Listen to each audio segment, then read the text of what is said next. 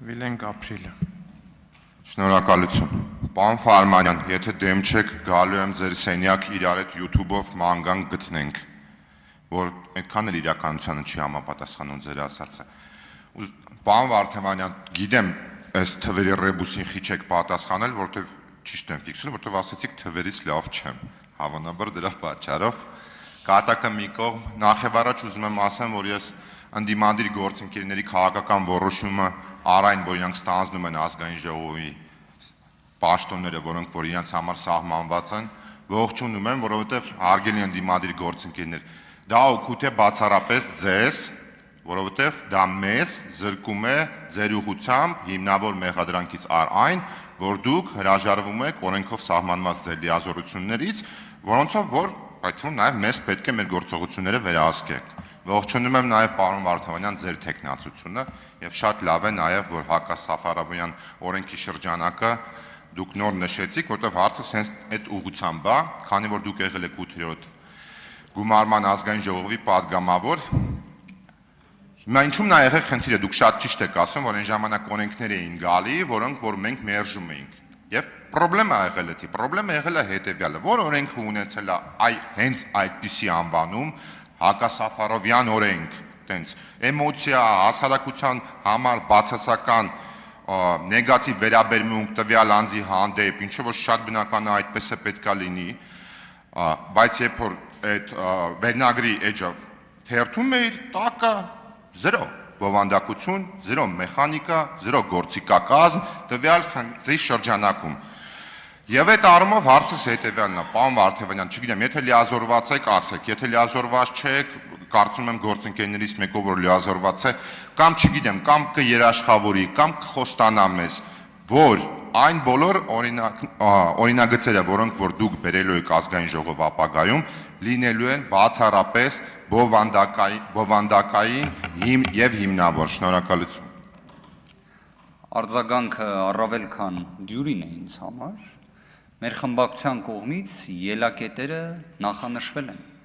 Մենք այո Հայաստանի Հանրապետության քաղաքացու հայ մարդու կյանքի որակին, բարեկեցությանը, մտահոգություններին, ինչ որ կերպ արձագանքող նախաձեռնություններ պետք է ներկայացնենք։ Մենք առնվազն կարող եմ ասել, ունենք մեր խմբակցությունում ներկայացուցիչներ, որոնք ֆինանսական եւ տնտեսական ոլորտի կարող է նաեւ անհամեստ հնչի բացառիկ գիտելիքներ ունեն եւ դրա նաեւ իրական կիրառական փորձը։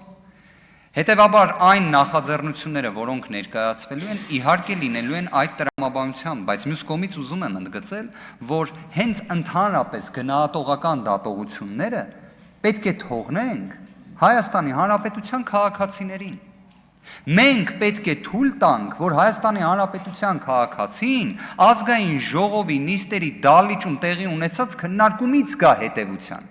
Այո, ազգային ժողովի падգամավորն է լիազորված ներկայացուցչական մանդատով, որ այդ որոշումը կարող է նաև մշտական հանձնաժողովում կայացնել։ Բայց առաջարկը, որը ներկայացվում է, հենց գաղափարի փոփոխման մեջ է, որ ազգային ժողովի նիստերին օրակարգը լինի այնպիսին, որ որակապես փոխի իրավիճակը։ Եթե նայում ենք պարլամենտարիզմի տեսանկյունից, դա Հայաստանի Հանրապետությանը անհրաժեշտ է, իրականում անհրաժեշտ է, որովհետև մենք այո ունենք խորհրդարան, բայց մենք չունենք պարլամենտարիզմ։ Իսկ դրա լուծման, այ ռեբուսի լուծման հենց մեխանիզմներից մեկը ներկայացված առաջարկի մեջ է։ Դուք վերջում կարող եք օրինակ ձեր կողմից նախանշած հիմնավորումներով, պատճառաբանություններով դեմ քվեարկեք ներկայացված նախագծին, բայց ազգային ժողովի լիագումար նիստի շրջանակներում, այսինքն թող լինի կարծիքների բախումը, թող լինի մտքերի փոխանակումը, հենց դասական իմաստն էլ չէ դրա, ինչի համար է կոչվում մտքերի փոխանակում, որ լինի մի բան, որի շուրջ փոխանակենք։ Միշտ ինչ ենք տեսել, չէ՞ վերջին ժամանակաշրջանում։ Կառավարության կողմից ներկայացվում են օրենսդրական նախաձեռնություններ, դրանք քննարկվում են ազգային ժողովում։ Իրական մասշտաբային փոփոխություն ենթադրող նախաձեռնություններով ազգային ժողովի նույնիսկ իշխանական խմբակցության падգամավորները մասշտաբային հանդես չեն եկել։ Հանդես եկել են այլ բնույթի նախագծերով։ Հիմա պայմանական երթման տեքստի փոփոխումը ազգային ժողովի կանոնակարգ սահմանադրական օրենքում կառավարության նախաձեռնությունը չի եղել ազգային ժողովի կոնկրետ падգամավորների, բայց պատկերացրեք, եթե Հայաստանի Հանրապետության սոցիալ-տնտեսական, պետաիրավական եւ այլ ոլորտի ֆինանսա-բյուջետային տնտեսական հարցերի վերաբերյալ քննարկումների կիզակետը լինի հենց ազգային ժողովը եւ հենց ազգային ժողովն է գեներացնողը։ Բայց ինչ պարոն Գաբրիելյանին պետք է այդ մասշտաբային բանը չասեիք, մասշտաբային նախագծեր չներկայացնելու բանը, խնդրեմ պարոն Գաբրիելյան։ Ես շնորհակալություն մարտահրավեր եմ դա համարում, ընդունում եմ այդ մարտահրավերը եւ ողջունում եմ։ Հենց տենց էլ պետք է լինի, բայց խնդիրը ինչումն էր, էլի, պարոն Վարդևանյան, հարցը հենց դրա մեջ է։ Ես պայմանական ասեմ, բերում էիք նախագծեր 44 օրյա պատերազմի զոհված ընտանիքներին աջակցություն։ Ստեղ մեկը կա, կամ ընդհանրապես Հայաստանի Հանրապետությունում մեկը կա, որ կարող ասի, որ դա վատ գաղափար է, թե վատ միտք է։ Բացառված է տենց բաների, բայց հարցը հենց դրա մեջ է, էջը ֆրցնում էիր, տակը բան չկա գրած։ Իրավատեխնիկական նորմերի խախտումով, ամեն ինչ մեխանիկայի բացակայության գործիքակազմի դեմ էինք քվեարկում եւ ինչ էր տեղի ունենում, ասում էիք, այ մենք բերեցինք սենց մի հատ նախագիծ, իշխանությունները դեմ էին։ Հարցը հենց զուտ դրա մասին էր, էլի։ Պայմանավորվում ենք, որ երբ որ այդ վերնագրի էջը թերթենք, տակը լինելու է բովանդակություն, այո, որի շուրջ մենք միանշանակ պատրաստ ենք այդ թվում մասշտաբային ձեր ասած այդ քննարկումների։ Այսքանը շնորհակալություն։